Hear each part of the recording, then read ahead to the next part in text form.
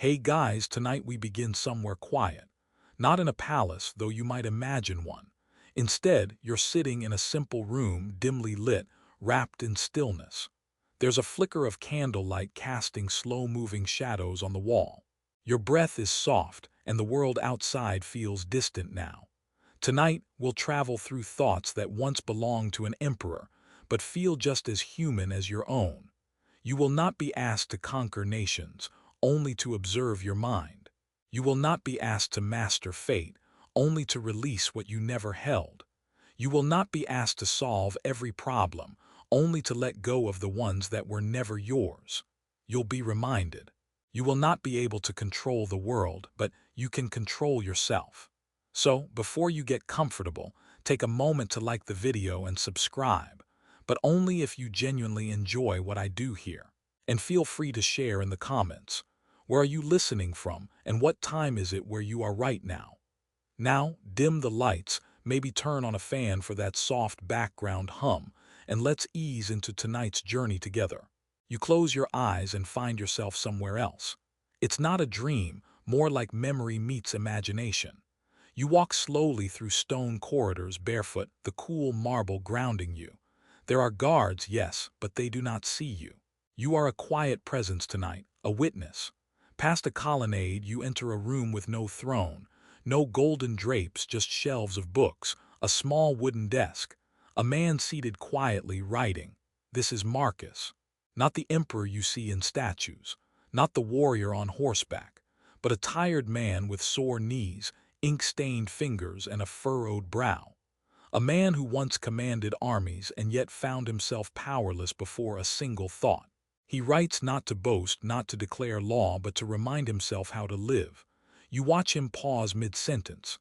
He puts the stylus down, closes his eyes, breathes. There is power in that breath. You wonder, why would someone who rules an empire need to remind himself of anything? And the answer arrives softly, like warm water on cold skin, because even emperors forget. Marcus did not write for applause. He wrote to stay afloat in his own mind. Because he knew something most people don't like to admit. Control is an illusion, and power over others means little if you cannot govern your own emotions. He had armies and still felt grief. He had wealth and still feared death. He had servants and still wrestled with desire, anger, fatigue, and so do you. Tonight, you are not trying to be a perfect Stoic. You're not sculpting a statue of virtue. You're sitting quietly with yourself. That's enough. You remember a day not long ago when everything felt urgent. Emails, expectations, that sense of never quite catching up. You wanted to scream at traffic, or at someone who didn't text back, or even at the mirror. And yet, what good would that have done? Marcus once said, though never in quotation marks, "You always own the option of having no opinion." What a strange idea, that choosing silence is power. That choosing to not react is strength, not in a cold, bottled-up way, but in the way a mountain stays still when the wind rushes past. You think about that now. The quiet room, the candle, the emperor who once set aside his titles and faced the same chaos you feel on your worst days. And he chose, over and over, not to be ruled by it. There's a paradox here. The more you chase power, the less peace you have. The more you try to dominate your world, the more it slips through your hands. But when you surrender, not in defeat but in wisdom, you begin to truly live. You may be wondering, does that mean giving up? No, not quite. It means playing the part you've been given without pretending you're writing the entire script. You remember that odd conversation you once had with a friend who always had advice. They told you to take charge, to manifest your destiny, to seize the day. And yet, seizing everything left you weary. What if the Stoics had a better approach?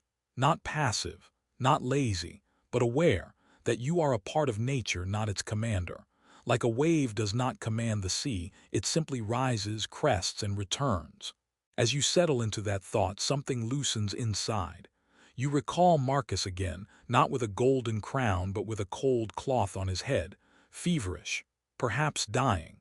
And still, he wrote in his journal, "If it's the end, then it's the end." No panic, no protest, only presence. Would you be able to do that? The question isn't meant to pressure you, it's meant to invite you, to soften your grip, to release the clenched jaw, the tight shoulders, the spiraling thoughts. You cannot stop the sun from setting, but you can choose to sit with it, watch its descent, learn its rhythm. There is a kind of freedom that no empire can offer, the freedom to be still in yourself. Tonight, that is the room you enter, not the one with marble and silk, but the quiet chamber of your mind where no one else gets to rule. The philosopher king knew it, and now so do you.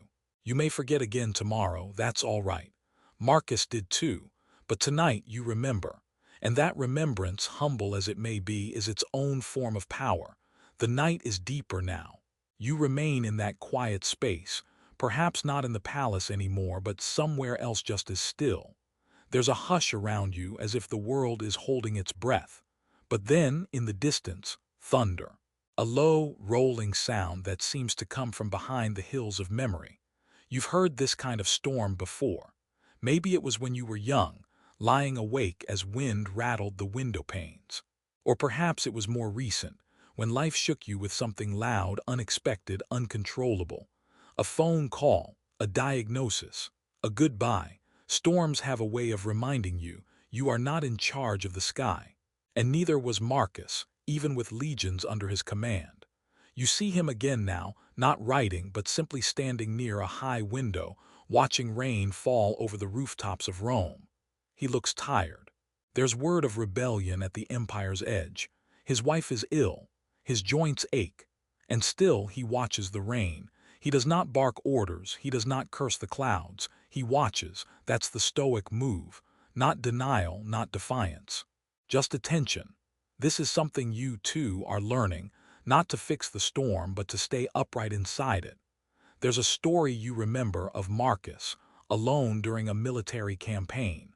He was deep in enemy territory, the weather bitter, his troops restless. Supplies were short, and a messenger had just brought news of another loss. That night, Marcus sat beneath a tent flap, his cloak damp from rain, and wrote. You have power over your mind, not outside events. It wasn't a statement of conquest.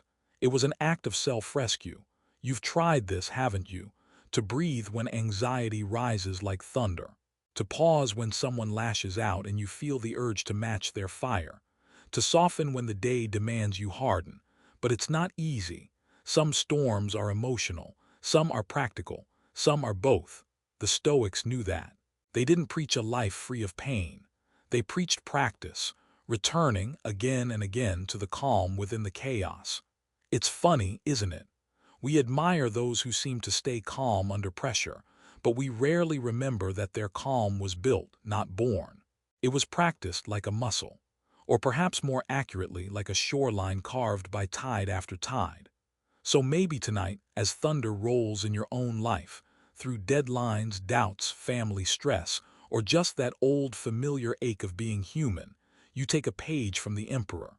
You sit still, you don't reach for control, you reach for clarity. You ask, what part of this storm belongs to me? What part is just weather? That question alone is a doorway, because not all storms need your intervention. Some just need your attention.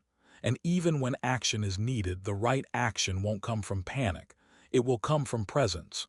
You might feel the tug of old habits now. The urge to fix everything before you can rest. The belief that only once the inbox is empty, the kitchen is clean, the future is planned, then you'll feel peace. But that day rarely arrives, does it? Because peace was never in the inbox. It was in your response to it. There's a paradox here worth noticing. Sometimes the most powerful thing you can do is nothing. Not out of laziness, but out of wisdom. You remember someone, maybe a parent, maybe a teacher, who once told you, don't just sit there, do something. And yet the Stoics might offer the reverse. Don't just do something, sit there. Especially in the storm. Of course, this idea is still debated, even among philosophers. Some argue that too much detachment leads to apathy, that Stoicism risks emotional numbness. But is that true? Or is it that true Stoic calm is not absence of feeling, but freedom from being ruled by it? Marcus loved his children. He grieved deeply. He made mistakes, felt shame, questioned himself. The difference was he noticed these emotions instead of drowning in them. You remember a moment not so long ago when you overreacted. Maybe you shouted, or snapped, or said something small that landed too hard, and afterward you felt it, the crash, the regret. It wasn't that your emotion was wrong. It was that it ran away with you. Tonight, you're doing something different. You're watching the clouds. You're standing at the window with Marcus, not commanding the sky but respecting it. Even emperors lose sleep when the wind howls. Even philosophers wrestle with restlessness. But that doesn't make you powerless. It makes you aware. And from awareness, freedom begins. The storm outside is quieter now, or maybe your listening has changed. You let go not of care but of control, and strangely in that letting go you feel steady. The storm has passed. Or maybe it simply moved farther away beyond the ridges of thought. What remains now is the soft sound of dripping, rainwater sliding from rooftops, the hush after effort, the stillness after fear, and you're still here breathing, listening. There is another room now, warmer than before. Familiar, maybe. You walk slowly through it, your fingertips brushing the edge of a table, a shelf, a worn cloth. The scent in the air is distinct. Sandalwood, warm and earthy, with a thread of something more human, linen perhaps, and the bitter tang of medicine. You've entered a memory, not necessarily your own, but close enough that your chest tightens as you settle into it. There's someone lying in the bed across the room, still, eyes closed, the kind of stillness you don't want to name. They are not gone, not yet, but you feel it coming. That soft, inevitable crossing. It's strange how death can fill a room without making a sound. You sit beside them. You don't cry, not because you're suppressing anything, but because this moment has a sacred quiet to it. Even your grief has gone still. Marcus Aurelius wrote while his wife was dying. He didn't dramatize it, didn't write flowery words or heavy prose. He wrote to remember this too is natural. Death to a Stoic is not tragedy, it is return. And yet, does that make it easier? You recall someone once telling you in the gentlest voice, "We're all just borrowing time." It made you pause, made you a little angry even. Because when someone you love is in that borrowed time, it doesn't feel philosophical. It feels cruel. It feels like theft. But you're here now, sitting, watching the breath rise and fall and then not rise again. And you're learning. The lesson is not how to not feel. It's how to not flee. In Stoicism, the reality of death isn't meant to darken life, it's meant to sharpen it, to pull your attention back to this moment where everything real still exists. The cup in your hand, the weight of your body in the chair, the presence of a person still warm beside you. There's a paradox again, always these little ironies. To accept death fully is to feel more alive. To stop fearing the end is to start embracing the middle. Marcus, even as emperor, knew he could not bargain with death. He could only live in such a way that, when it came, he would not feel cheated. You ask yourself now, if this were your last night, would you be at peace? That question is not morbid, it's clarifying. Not everything you're worrying about right now would matter if tomorrow never came. That's not a threat, it's an invitation. You see now how tightly you've held onto some things, resentments, ambitions, regrets, as if they were life itself. But they're not. They're clouds. And when you let them drift, the sky becomes visible again. Someone once told you that death is a mirror.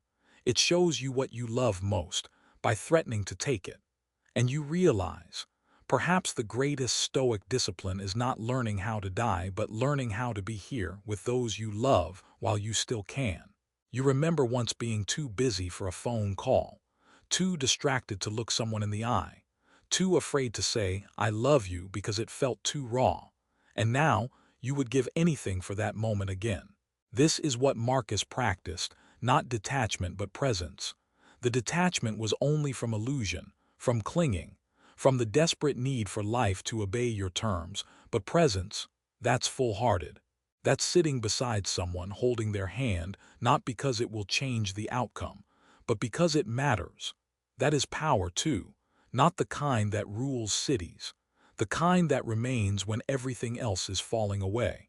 There are debates, of course. Some philosophers argue that Stoicism risks emotional withdrawal, that by calling death natural, we might forget to grieve. But Marcus grieved. His son died, his mentors died, his wife died. And still he wrote not to deny pain but to sit with it. Tonight you sit with it too. You remember a dog-eared photograph, a laugh that once filled the room, a meal cooked with too much salt and too much love. You let these memories surface, not as burdens but as blessings. And then, gently, you release them. Because love does not end when the body does. It becomes quieter, like a scent that lingers in a room long after the candle is blown out. You rise slowly. The bed remains, the scent of sandalwood and memory still in the air, but your heart feels a little more spacious now, not empty, just softened. You walk through the room and toward the door. And just before you step out, you whisper, maybe to the one you lost, maybe to yourself, thank you. That's all, not because it makes anything easier, but because gratitude is the only offering that death cannot take from you. The door closes softly behind you. You're walking again through a corridor of memory and thought, each step a return to yourself. The air feels clearer now, like the world has exhaled. And maybe you have too. But a quiet tension remains, doesn't it? Not grief, not fear, but something subtler. Expectation. That pull in the chest, the constant forward lean toward the next thing. The job you hoped would come through. The message you wish had a different tone. The person who didn't turn out to be who you thought they were. Expectation. How quietly it attaches itself to almost everything. You may not even notice it most days. It's stitched into the background of your choices. The voice that whispers, if I do this right, I'll finally feel okay. Tonight you look more closely. There's a small garden ahead. You step outside. The earth is damp from the rain, the stones still glistening. Somewhere nearby, an olive tree bends gently in the breeze. Its branches sway without resistance. It doesn't expect the wind to be still. You sit on the low wall and listen.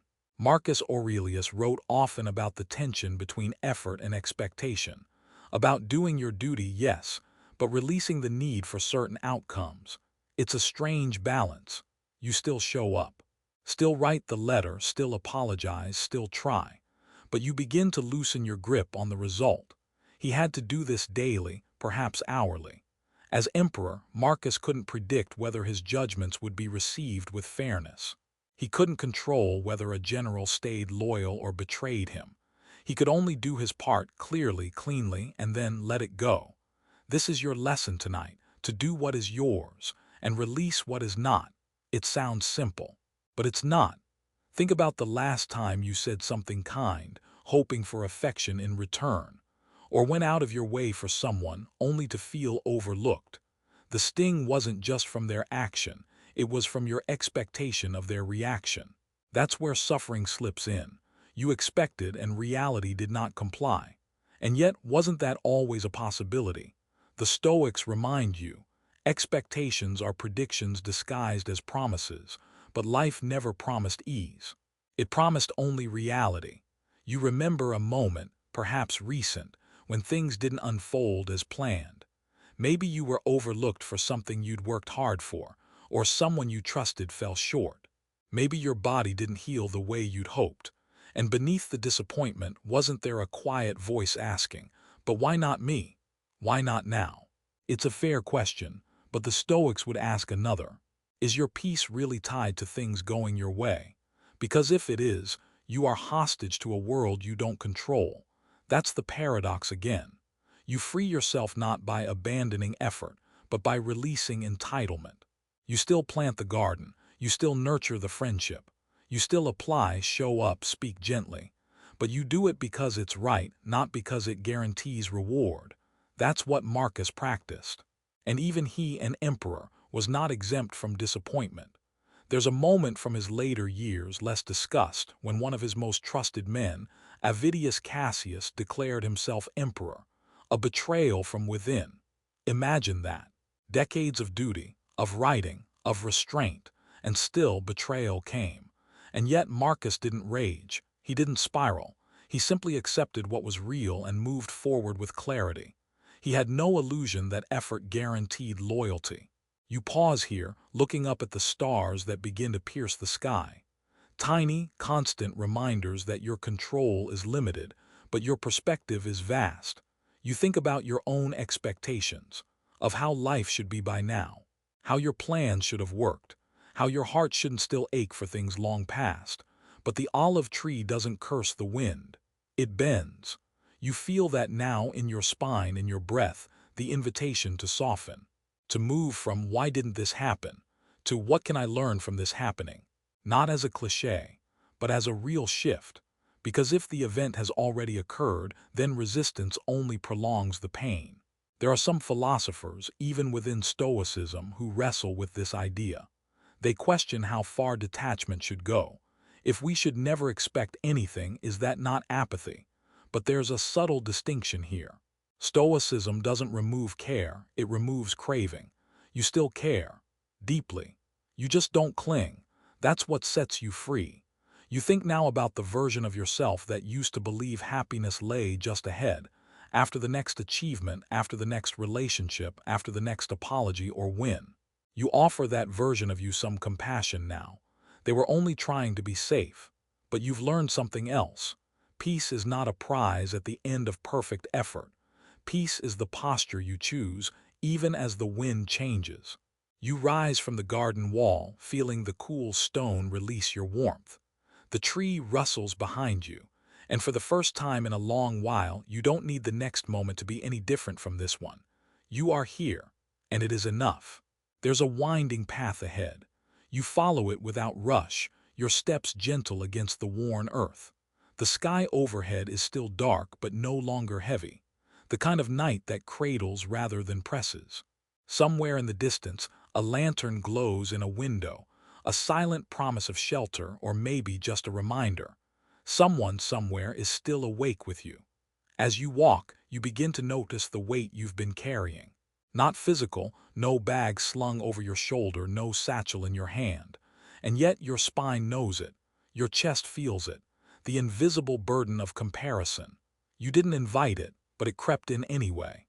Perhaps it began with a glance at someone else's life. Their home, their body, their milestones. The way they speak, how effortlessly they seem to move through the world.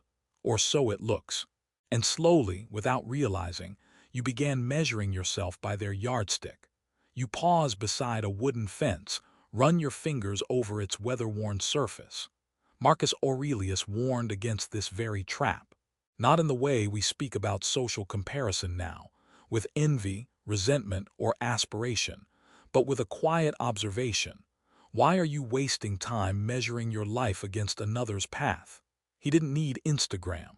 The court of Rome had its own forms of display and competition. Honors, robes, banquets, the nod of an aristocrat, the envy of a rival. But he knew that all of it could pull a person from themselves. And you feel it, don't you? That subtle exile from your own values, your own pace, every time you wish your life looked more like theirs. So tonight, we name this for what it is, a thief. Comparison is not a motivator. Not really. It's a distortion.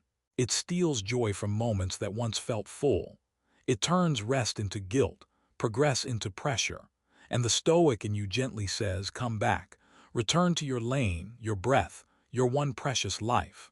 You continue walking now, and with each step, you release an assumption. One that told you someone else's timeline was superior. One that said your path had to look a certain way by a certain age. One that whispered that being different meant being behind. None of that is true. You remember something oddly comforting from Marcus's writings. He once reminded himself that even emperors in all their glory are quickly forgotten.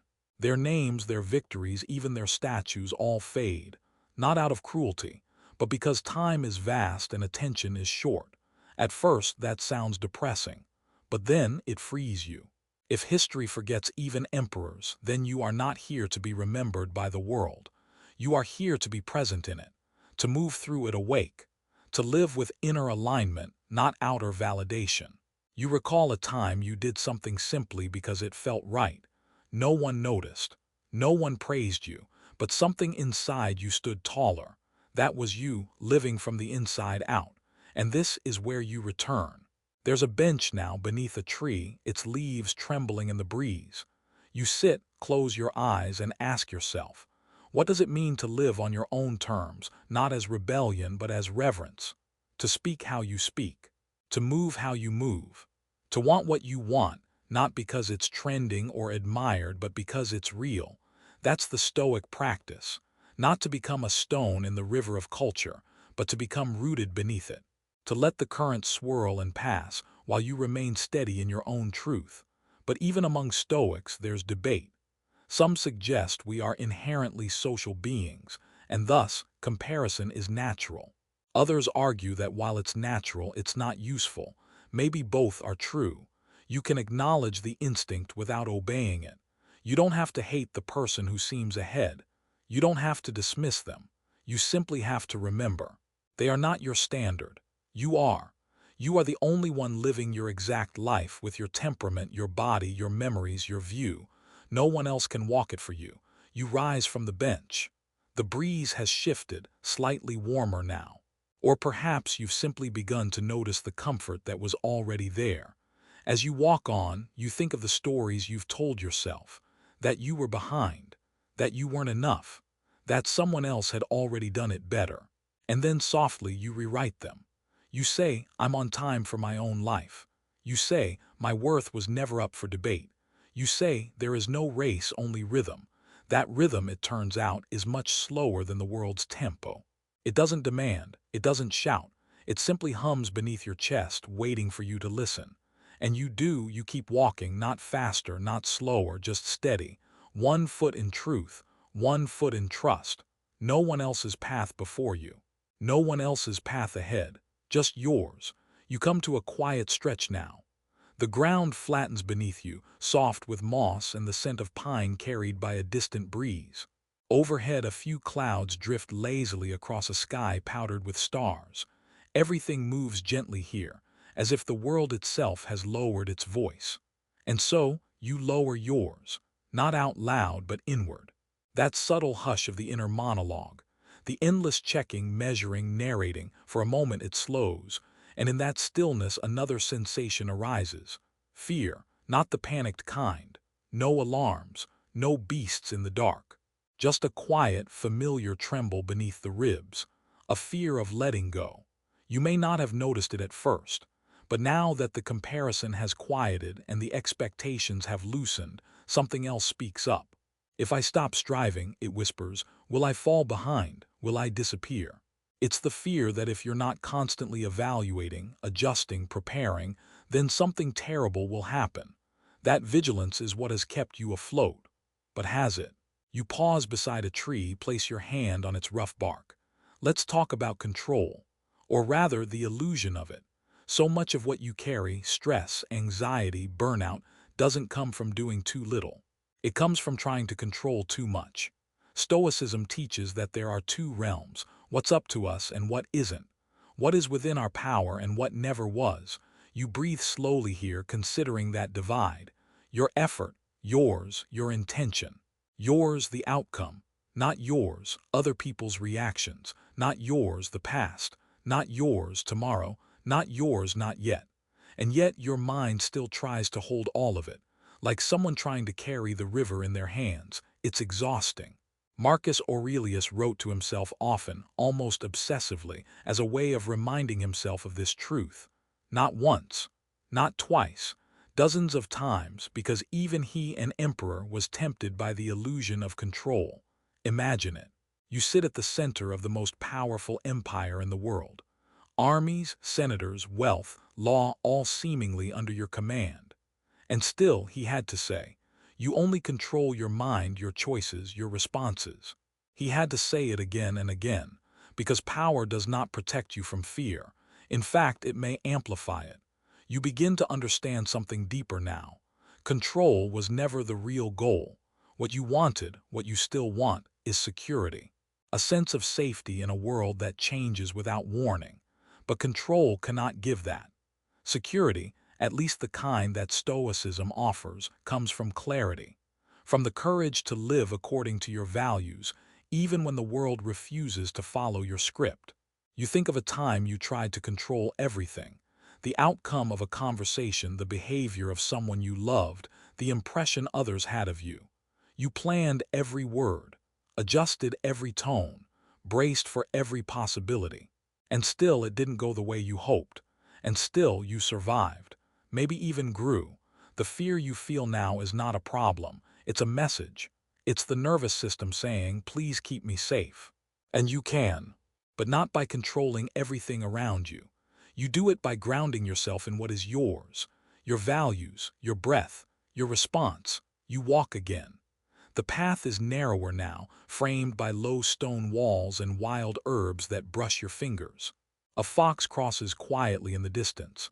It doesn't ask if the forest will remain unchanged tomorrow. It simply moves with what is.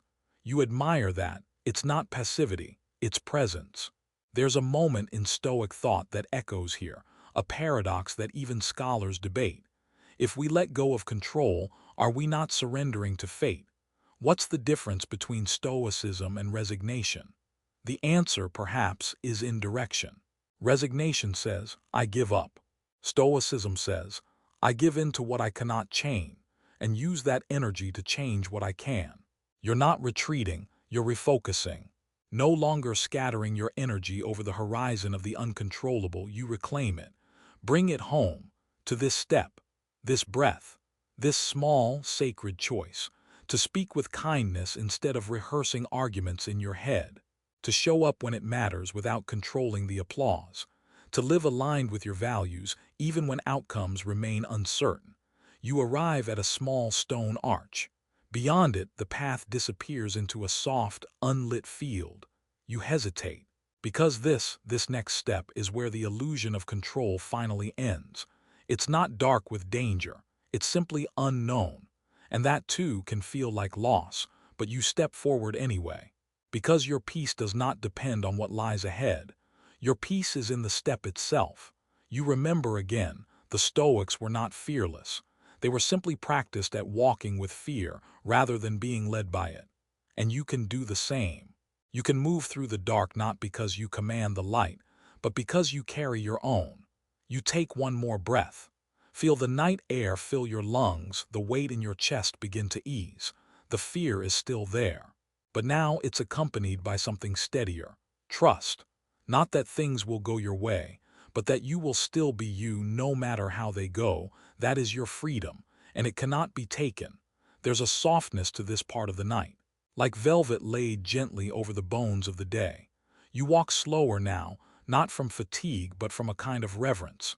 As though each step carries the sacred weight of becoming, and maybe it does. Because as you pass under the open sky, with its quiet constellation of questions, a new thought begins to rise. One you've carried before but never dared to look at too long. What if you're not meant to be extraordinary? The words settle strangely in the mind. There's a sting at first, like being told you're not special, like a curtain drawn back to reveal ordinariness. You sit for a moment on a low stone wall. The night hums around you. There's a small voice that protests. One shaped by years of subtle messages: be the best, stand out, leave a legacy, achieve something worthy of headlines or at least hashtags. But another part of you is quiet, curious, almost relieved. You trace the edges of that question again, more gently this time. What if you are simply here to live well, not loudly? This, too, is Stoicism. Marcus Aurelius ruled an empire, yes, but his deepest writings weren't about conquest or power. They were about the inner life, the small, daily choices that shaped his soul. In fact, his meditations weren't written to be published. They were letters to himself, reminders to stay honest, humble, aligned. So, what if your life doesn't need to be remarkable in the way the world defines it? What if being unknown, unseen by the masses, does not diminish your worth?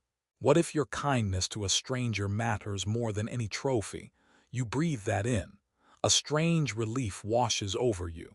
You don't have to build a monument to yourself. You don't have to be a brand. You don't need to be celebrated to be whole. The Stoics called this eudaimonia, a state of flourishing that comes from virtue, not validation. You felt that before, haven't you? in the quiet act of helping someone with no audience, in the way you returned a harsh tone with a soft one, in the way you stayed true to yourself even when no one was watching. That's the extraordinary inside the ordinary.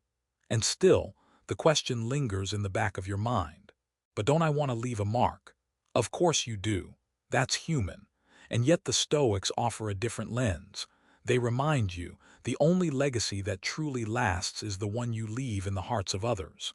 Not in statues or headlines, but in the invisible ripple of character. You think of someone who changed your life without knowing it, a teacher, a stranger, a quiet friend. They didn't shout, they didn't brand themselves. They simply lived with grace and their presence stayed with you. What if that's enough? What if that's everything? You smile slightly. The breeze carries a scent of jasmine now, or maybe something like it. Memory and presence blend. You don't need to name it, you just let it be. There's a paradox here and it's worth holding. You are one tiny person in a vast, indifferent universe. And you matter, not because the world says so, but because you can choose to live in alignment moment by moment. Because you can show up to your life with integrity, humility, courage. Because you can love, even when it's hard. The Stoics were not nihilists. They didn't believe life was meaningless. They believed meaning had to be created, carved slowly from the marble of each day. So tonight, you do that. You carve a little more, not with fanfare, not with a speech, but with the choice to be here, to breathe, to let go of needing to be impressive, to simply be present and kind. Some philosophers argue that meaning is always subjective, that nothing has inherent value. Others say virtue itself holds objective worth. You don't need to decide tonight. You just need to walk this stretch of your life as if it matters, because it does. The stars above are still indifferent, but that doesn't make your path any less real. In fact, their indifference frees you. You're not being watched, not being judged, you're simply alive. And in that aliveness, you get to decide what kind of soul you shape. The field opens wider now. The horizon barely hints at the coming dawn. You feel no rush. Because even if you never accomplish something that history remembers, you can live in a way that your soul does. And maybe that's the deeper legacy. A quiet conscience, a clear heart, a life lived with dignity, even in anonymity. You rise again. Not for applause, but because it's time, because there's still more walking to do, and because you're starting to feel in some small way free. You're walking again, but the rhythm has changed. There's less weight now. Not because anything outside of you has shifted, but because you have. Lightness isn't the absence of responsibility, it's the absence of unnecessary pressure. And tonight, you're starting to see which burdens weren't really yours to carry. You pause at a fork in the path. One trail winds sharply uphill, the other fades gently into the trees. You take neither, at least not yet. You stand there just listening, and that's when you notice it. Expectation. Not from others necessarily, but from yourself. An invisible script, a quiet pressure that says, you should have figured it out by now, you should be better, you should be somewhere else. It's strange how the mind builds timelines, plans, comparisons, silent milestones. By 30, you thought you'd be certain. By now, you thought you'd be happy. By morning, maybe you think you'll finally let go. But the Stoics never promised clarity on a schedule. They promised this instead. Peace is possible, even in uncertainty. Epictetus said we suffer not from events themselves, but from our judgment about them. You might add, we suffer not just from the moment, but from the expectation of what it was supposed to be, supposed to feel, supposed to mean, supposed to fix. You sit beneath a sycamore tree and let that settle. A moment doesn't have to meet your expectations to be enough. You don't have to meet your own expectations to be worthy. Even failure has its role. Even uncertainty has its rhythm. Marcus Aurelius faced disappointment often. His military campaigns didn't go as planned. His closest allies sometimes betrayed him. His children died young. Still, he wrote, "Do not hanker after what is not given. Accept that which the gods bestow and walk your path with dignity." It wasn't passive, it was powerful, to want less, not out of defeat but out of freedom. You breathe in slowly. You remember a time when life didn't unfold the way you imagined. A relationship ended, a job fell through, a dream dissolved. You thought it would break you, but it didn't. You adjusted, not all at once, maybe not with grace, but you did. And here you are. So maybe the point isn't to get what you want, but to respond with wisdom to whatever comes. There's a philosophical tension here. If we let go of expectation, do we lose ambition? If we accept what is, do we stop striving? It's a fair question, but Stoicism doesn't say don't care. It says care differently. Don't attach your identity to outcomes. Attach it to effort, to virtue, to the kind of person you are in the striving. You can have goals without grasping. You can dream without clinging. You can plan without demanding. And that's a skill. A quiet one, but maybe the most powerful one you'll ever learn. You rise from the base of the tree and finally choose the gentler path, not because it's easier, but because it feels right. And maybe that's what alignment really is, not following expectations, but following integrity. Even when it leads to places that weren't on the map, especially then, the air here is softer, thicker with mist. Somewhere in the distance an owl calls once then again. You're not trying to predict what comes next. You're just walking, letting life unfold without insisting it fit the story you had planned. The Stoics weren't immune to disappointment. They simply refused to let it define them. You touch your chest lightly, there's still tension there. Of course there is. Letting go of lifelong expectations doesn't happen in a moment, but this is a moment. And in it, you are free to ask, what can I release? The need to be perfect, the pressure to prove yourself, the timeline that says joy must come by a certain date. You exhale. Maybe letting go is not loss. Maybe it's just making space. And in that space, something new can grow. You look up. The mist is parting. The moonlight catches on the wet leaves.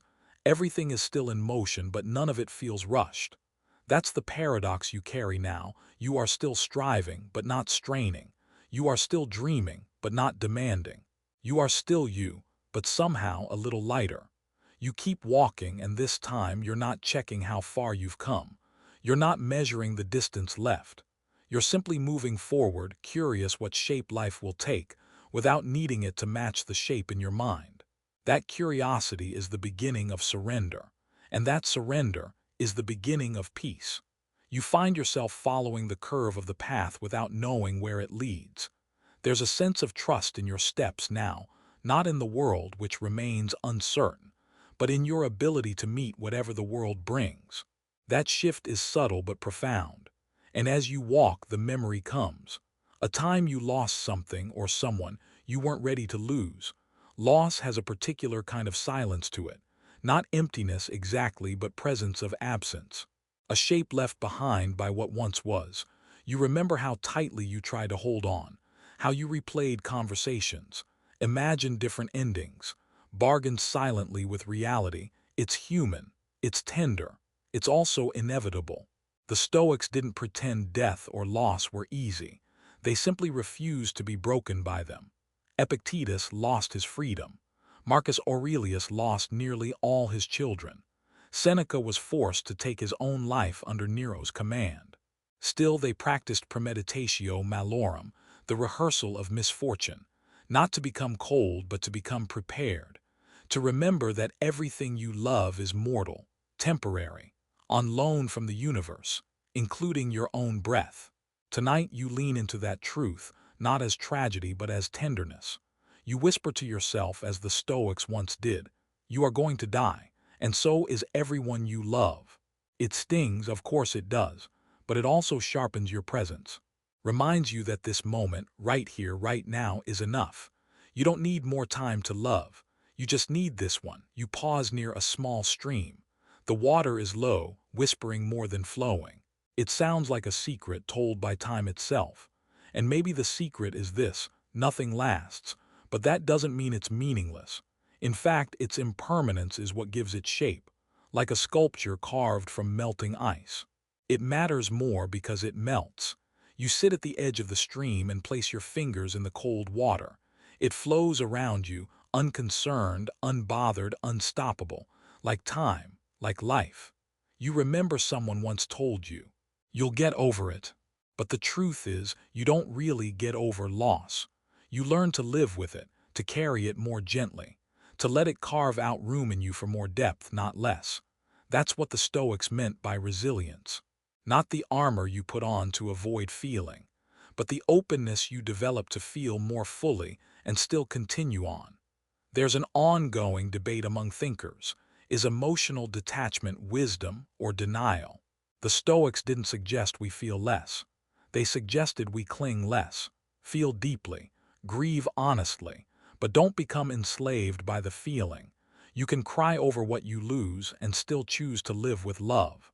Because love is what makes loss possible, and it's what makes life beautiful. You rise slowly from the stream, wiping your hands on the hem of your shirt. You think of someone you've lost, maybe to death, maybe to distance, maybe to time. You whisper a quiet thank you, not because it doesn't hurt, but because you loved it all. Gratitude is another Stoic practice, not the bubbly kind, the grounded, clear-eyed kind. You don't have to be thankful for the loss. You can be thankful through it, thankful for what was, for what it taught you, for the way it softened your sharp edges. The path winds again and you follow it. Night is deep now, wrapping everything in velvet stillness. You're not running from anything. You're not seeking an answer. You're simply honoring this walk, this time, this chance to breathe. You're beginning to understand death isn't the enemy. Fear is, clinging is, denial is. But death is just a door. What lies beyond is unknown. But what lies before is here. And here is still yours, for now. So you walk with care, with attention, with the humility of one who knows they are temporary and who somehow finds peace in that. You've let go of the need for permanence. You've started to let go of the fear that nothing will last.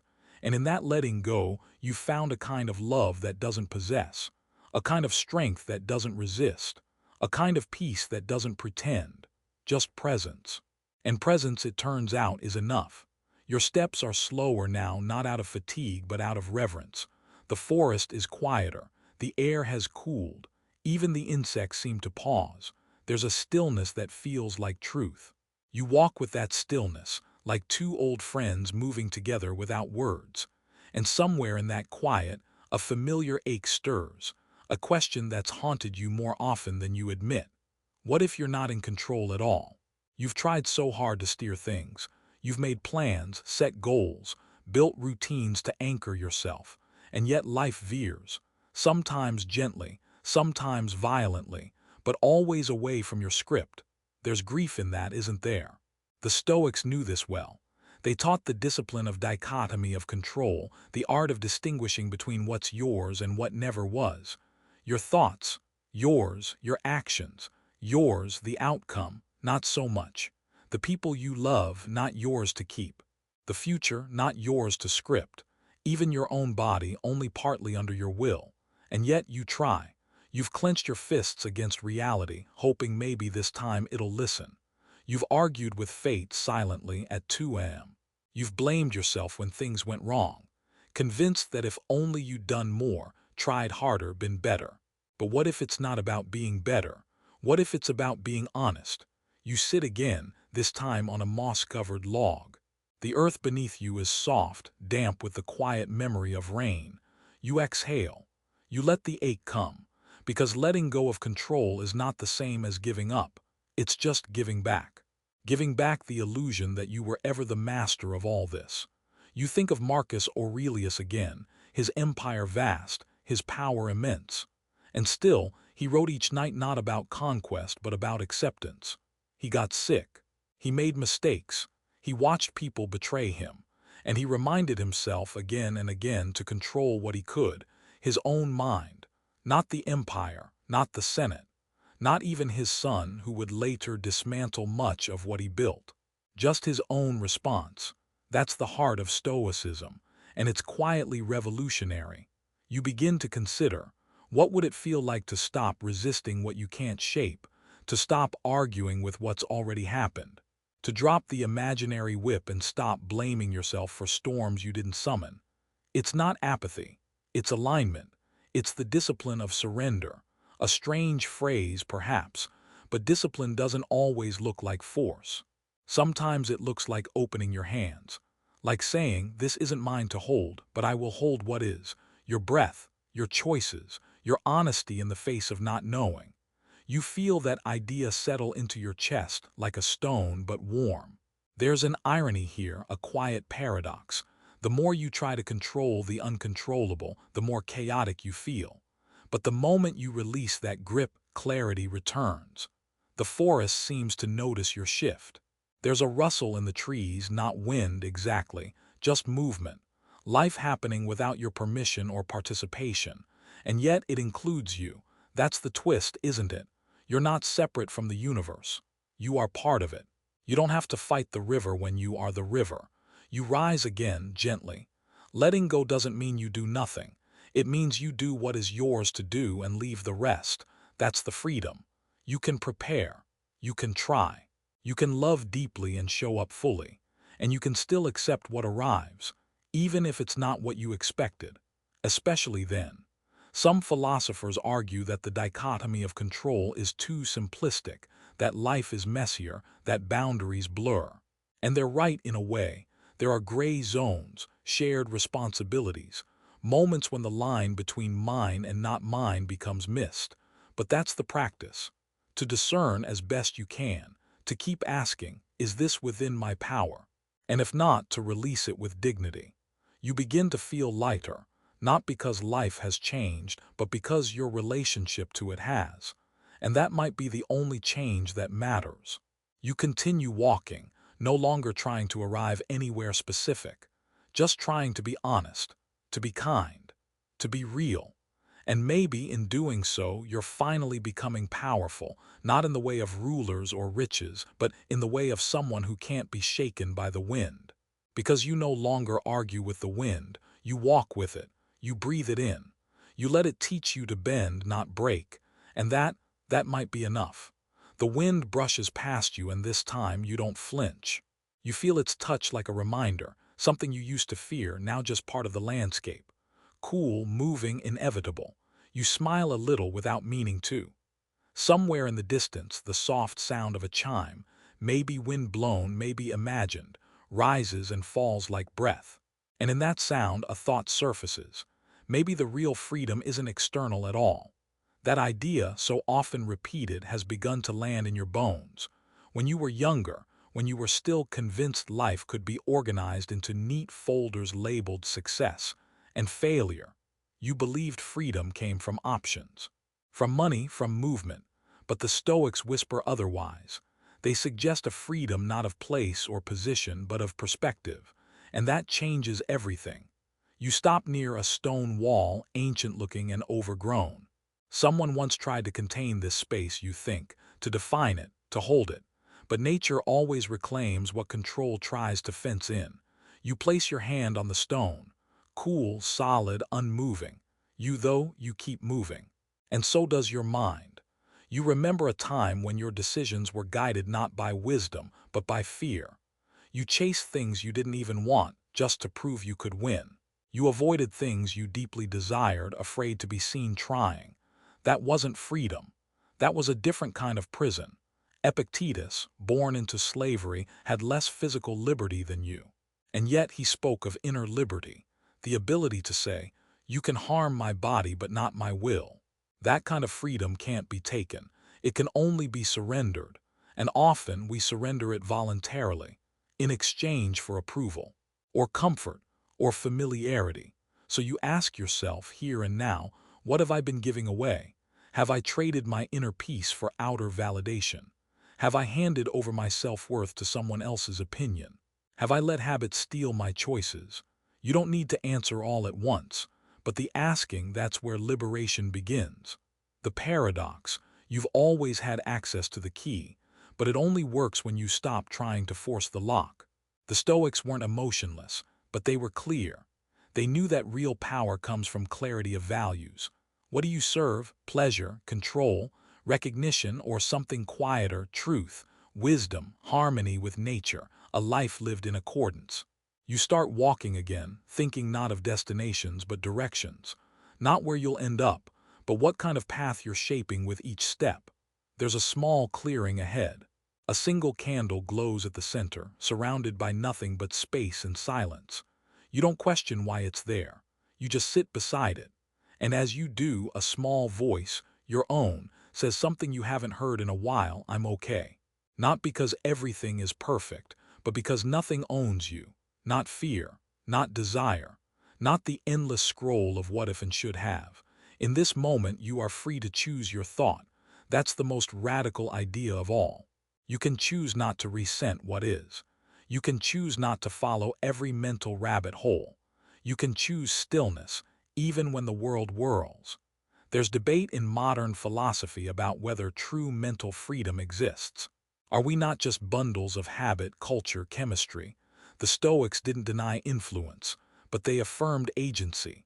You are not your upbringing, you are not your biology, you are not your worst day. You are the one who responds. That's where sovereignty lives. You reach for a small stick and stir the candle's pool of wax. It shivers, then settles, like your mind. You breathe in slowly, and with it comes a truth you didn't expect to feel so deeply. You don't need the world to change for you to be at peace. You just need to change your relationship to it. And that's something no one else can do for you. It's the slow, daily choice of freedom. Not flashy, not dramatic, just real. And suddenly, the idea of power shifts again in your mind. Power isn't domination, it's discretion. It's being able to say yes only when you mean it, no when it matters, and silence when the noise is not worth your breath. You rise once more and leave the candle burning. It's not yours to extinguish, just as much of life is not yours to fix. But your presence, that's yours, your attention, yours, your integrity, always, and those are enough. You walk with more ease now, not because the path has become simpler, but because you've stopped wishing it were. There's a strange lightness that follows surrender, not the heavy kind that drags at your heels, but the kind that floats beside you like a quiet companion. And tonight that companion is acceptance, not the passive kind, not the resignation that shrugs and says, whatever, but the grounded kind, the kind that looks life in the eye and says, even this. You remember a moment. You were standing in the kitchen, staring at something that had just gone wrong. A text that didn't come, a deal that slipped through, an emotion you thought you were done feeling.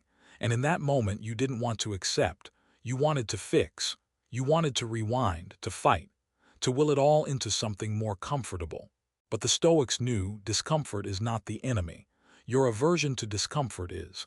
They practiced amor fati, love of fate, not just tolerance, not just endurance. Love, even when it's messy, even when it's unfair, even when it arrives as pain. It's a wild, counterintuitive practice, to love what is, not for what it gives you, but for what it makes possible in you. You reach a bend in the path and come upon a tree struck by lightning but still standing. Half of it is charred, the other half sprouting green leaves like nothing happened. And you think, yes, that's it. We are not asked to stay untouched. We are asked to stay open. The Stoics didn't believe the world was meant to serve you. They believed you were meant to align with the world, to live in harmony with nature, not nature as wilderness, but nature as order, as unfolding. To say, this is not what I wanted, but maybe it's what I needed. Or maybe it will make sense later. Or simply, I don't know, but I'm here. There's a story of Marcus Aurelius, watching his soldiers suffer through plague and famine. Instead of despairing, he wrote about using suffering to cultivate humility and perspective. He didn't numb himself. He didn't pretend it was good. He just refused to let it close his heart. That's the practice. You take a seat beneath the lightning tree. The bark is rough. The air is still. And you ask yourself a question you rarely say out loud. What would it mean to stop resisting this part of your life? Not to like it. Not to pretend it doesn't hurt, but to let it be what it is, without adding layers of narrative, blame, or fear. Could you try that? Could you see the hard thing not as punishment, but as participation? This is your life. Not some edited version, not the one you imagined at 17. This one, right here. The funny thing is, when you stop arguing with what is, you start to see more clearly what might become. Acceptance doesn't end change. It begins it. Because once you stop denying reality, you can start shaping your response to it.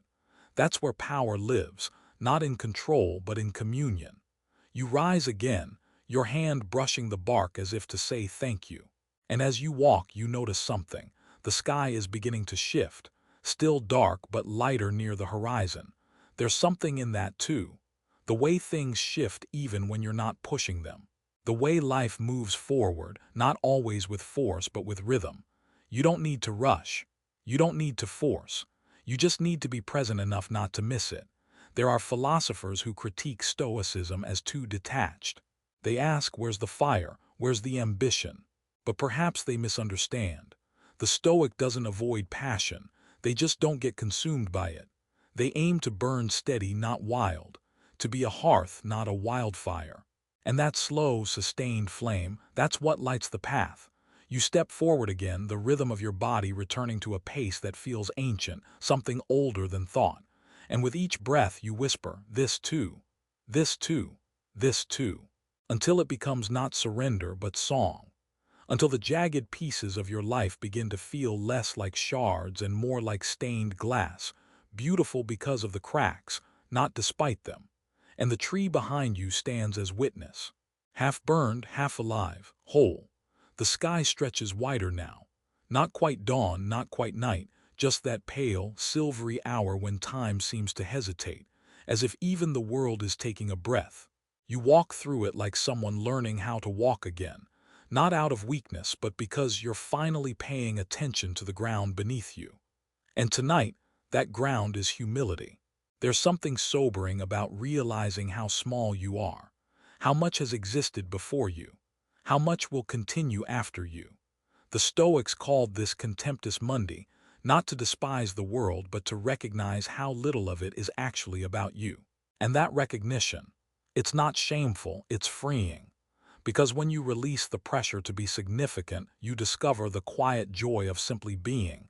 You don't need to be extraordinary. You don't need to leave a legacy. You don't even need to be remembered. You just need to be present and kind and aligned with what is true.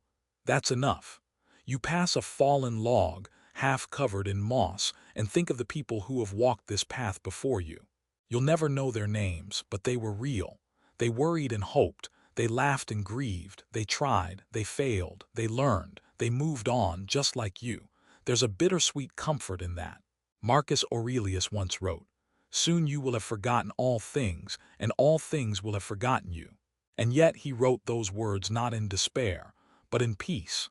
Because if nothing is permanent, then nothing is worth clinging to with fear. The idea of impermanence can be terrifying at first, but if you sit with it long enough, it becomes something else. It becomes sacred. A flower is beautiful because it doesn't last. A sunrise moves you because it passes. A life is meaningful not in spite of its limits, but because of them. And your life is already enough. It doesn't need more fame, more wealth, more validation. It needs more truth, more tenderness, more courage to see yourself clearly and not look away. You pause and kneel beside a patch of wildflowers, unexpected, simple, radiant in their own quiet way. No one told them to grow here. They weren't cultivated. They just arrived. And still they bloom, not for reward, not for recognition, just because blooming is their nature. That's the humility Stoicism speaks of, not self-loathing but self-right-sizing. You are not the center of the universe, but you are a part of it. And that's a kind of majesty, too. You think of the times you were hardest on yourself, the moments you believed your worth depended on output, on appearance, on what others said or didn't say. But all the while you were still breathing, still growing, still part of the great unfolding. No title, no applause, just being. Isn't that enough? Some modern thinkers argue that Stoicism's humility borders on nihilism, that it takes away ambition, passion, the fire to achieve. But they miss the point. The Stoic doesn't deny fire, they simply tend it carefully. They choose to direct ambition toward the self, not the spotlight. To be a better human, not a louder one. And in doing so, they cultivate a deeper power, the kind that doesn't crumble when the applause fades. You rise again and start walking slowly. The ground beneath you is soft with dew. You notice your own reflection in a still pool nearby, distorted slightly but unmistakably yours. You don't rush past it. You meet your own gaze gently. There's less judgment now, less performance, just presence. Maybe for the first time in a while, you're starting to like who you are when no one's watching, and not because you're perfect, but because you're honest. There's a beauty in not needing to prove anything. You're already part of the mystery, already a note in the song, already enough. So you keep walking, not toward a finish line, but into the spaciousness that comes when you stop trying to be more and simply allow yourself to be. A gentle wind picks up as you continue. It rustles through the leaves with a rhythm that feels almost like speech, soft syllables carried from tree to tree. You don't try to decipher it. You just listen. Because sometimes understanding isn't the point. Sometimes presence is enough. And tonight, presence is your practice, not the rigid kind that demands perfect stillness. The tender kind, the kind that notices without grasping, that allows without insisting. You walk with that presence now, and with it comes an old memory. You were trying to fix something, a person, a situation, maybe even yourself, trying so hard it hurt, and it didn't work. Because not everything broken wants to be fixed, and not everything painful is meant to be avoided. That's something the Stoics were very clear about. They taught that suffering often comes not from what happens, but from the story we tell about it. You stub your toe, not pleasant, but the thought "this always happens to me" adds unnecessary weight. You lose something valuable, not ideal, but the story "I'm so careless" tightens the wound. The event is one thing. Your interpretation is another. And the gap between the two, that's where your freedom lives. The Stoics didn't deny pain. They didn't pretend to enjoy hardship. They just learned not to amplify it.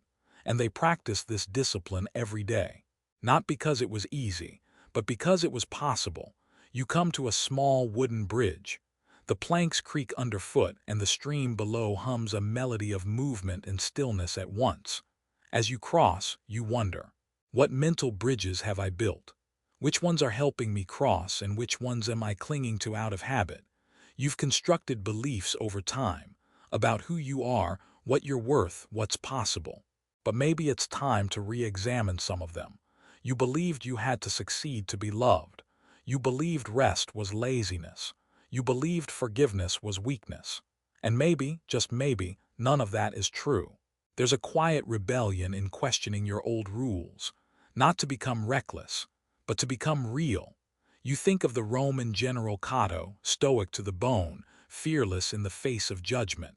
He walked through the Forum barefoot in winter, wore plain clothes among the powerful, and refused bribes when others called it foolish. Not because he enjoyed discomfort, but because he was training for truth. And truth, like presence, requires practice. You step off the bridge and feel the dirt path again beneath your feet, familiar, grounding. The world hasn't changed, but something in you has. There's more space inside now, more quiet, more willingness to let things unfold without force. And into that space comes a soft question. What would it mean to stop resisting your own nature? To stop wishing you were different? To stop waiting until you're ready? To live now, not recklessly, but faithfully. Faithfully to what? To what you know is true when the noise fades. To the small voice that doesn't shout but always knows. To the peace that's been waiting beneath the striving. The Stoics spoke of living in accordance with nature. But nature isn't just out there, it's in you. And when you stop wrestling with yourself, you come home to a deeper kind of ease. One that doesn't require outcomes to validate your path. One that doesn't fear uncertainty. One that walks with grace through change. You pause as the wind slows, the leaves hush. The path opens wider, and something in your chest opens too. Maybe this is what peace feels like. Not perfection, not the absence of pain, just the absence of inner resistance.